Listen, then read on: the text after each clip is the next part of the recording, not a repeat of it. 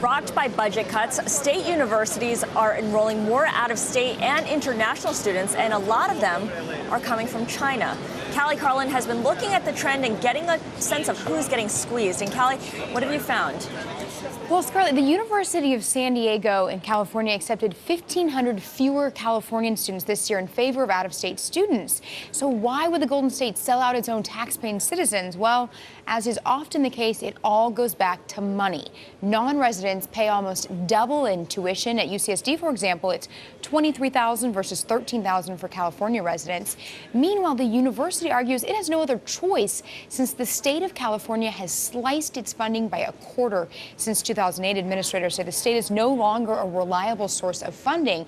And in the midst of all this, it appears that the high-achieving Asian Americans are getting squeezed. Take a look at UCSD's freshman class. For example, the number of students from mainland China jumped by 12 times in 2 years, while the number of Asian American Californians fell by about 30% during that same period.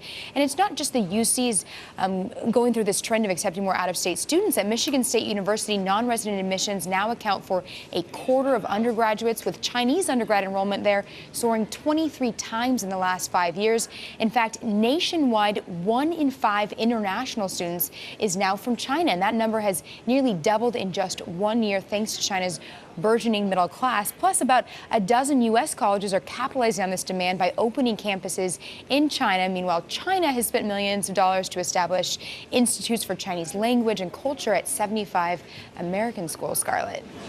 Cali, it's a good thing I graduated from college years ago, because I would never be able to get into college now, given all this. It's incredibly competitive. Yeah, thank you so much for bringing us that story. Cali Carlin on how state universities are cutting back on in-state acceptances.